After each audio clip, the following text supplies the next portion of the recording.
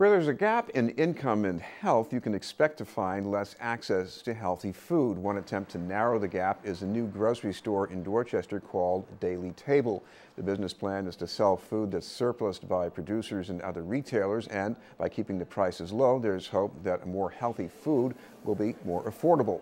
Before starting the venture, our guest was the president of another food business, Trader Joe's. We'd like to welcome the founder of Daily Table, Doug Rauch. Thank you very much for being with us. It's great to be here. This seems to be quite a leap from Trader Joe's to this new adventure in Cotton Square. It is quite a leap. And, you know, Trader Joe's is a great company. I spent 31 years there. And when I retired, I graduated 7 years ago this month.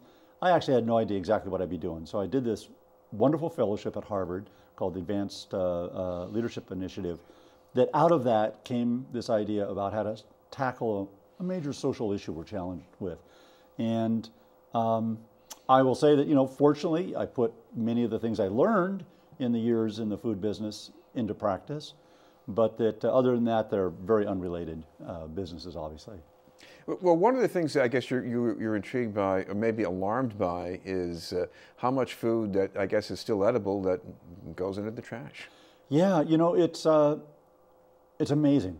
According to the USDA, 33 to 40% of everything we grow in America is never consumed.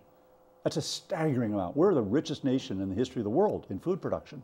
So when you start talking about that, there's some baffling statistics. I mean, for anyone that's concerned about the environment, 25% of all of our potable water in the United States is used to grow food we throw out. That if wasted food was a separate country, it would be the third largest generator of greenhouse gases behind the US and China. So there's some staggering environmental issues, but Daily Table is really about taking one challenge, which is all this wasted food, and using it to solve really what I think is a more pernicious and, you know, relevant for us, you know, as citizens issue, which is the 1 in 6 Americans that are really struggling to eat well. Well, first of all, you give me a little bit more detail on the difference between food that is maybe discardable but still with value. Yeah. Well, first of all, oftentimes this is referred to as food waste. It's a phrase that I've come to actually not like because for the obvious reason that nobody in America wants a second helping of food waste. So there's food waste, which is waste that came from food. And sanitation departments or compost heaps rightly should handle that. Then there is wasted food. And wasted food is food that's going to be wasted, that's perfectly healthy, it's excess. Sometimes it's cosmetically blemished.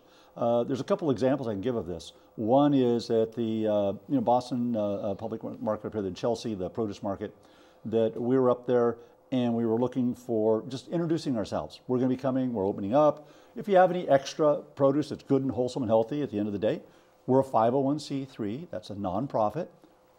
We'll be happy to take it and you get an extra donation for that. IRS is, you know, very generous that way. So they said, well, did you bring your truck today? It's like, well, no, we're just here introducing ourselves. I said, oh, it's too bad. See those couple of pallets of mangoes? They're going to be discarded. Oh, what's wrong with those mangoes? They're almost ripe. Almost ripe. That was the only thing wrong with them. They were too far along the ripe stage to send them out to a grocer and through their distribution system. And we picked up thousands of pounds of bananas now that were just a shade past the green stage that grocers like to receive things. So there's that type. So that's one type. The other one is that there's the issue of display codes or code dates, which is very confusing. Not 1 in 100 Americans understands it's not federally regulated, that it is a display code, not an expiration date, that when something says sell by or best by, that's when a retailer would stop selling it to you, but giving you then adequate time to use it. So there's a lot of ways in which food that's perfectly healthy, wholesome, often just excess, is being wasted right now. And you're trying to manage this inventory at a time when the city is on high alert about food. I know it's got to do with restaurants and food trucks, but I guess you got to watch this to be very careful. Well, you have to be very careful with this stuff. But I mean, to be really clear, we are currently not handling any food that's at or past its display code. And we're doing this One, because it turns out we haven't needed to. We are getting plenty of perfectly beautiful product donated that we're able to pick up, or that manufacturers, I'd say about half of what we have in the store is from donations. The other half is product we purchased. But we were able to get some special arrangements, special deals, manufacturers that have excess inventory that, because we're a nonprofit, are willing to sell it to us inexpensively. So I think that you have to be very careful. And obviously, Boston Health Department is very concerned about this, rightly so. And so we've been working closely with them to make sure that all the right protocols, and I mean, we've got the full inspection. We had the assistant commissioner down to the store to make sure everything looked all right before we opened. And so, and we applaud that. We are happy to work with them as partners. Talk about the gap that you're trying to close. This isn't just about selling food cheap, because that's pretty obvious. Yeah. You are selling cheap. But the gap is also about nutrition and quality, and I guess getting away from processed foods into stuff that you can make at home that would be more healthy. That's a great point. Thanks for bringing that up. This isn't just about, it turns out in hunger, when you really study this, hunger in America isn't like it is throughout the history of mankind, or as much of the developing world.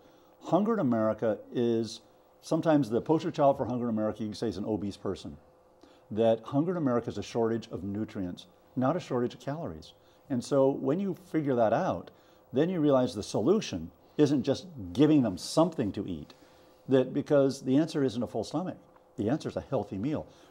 Much of these 49 million Americans, of which 17 million are children, are eating way too many calories a day.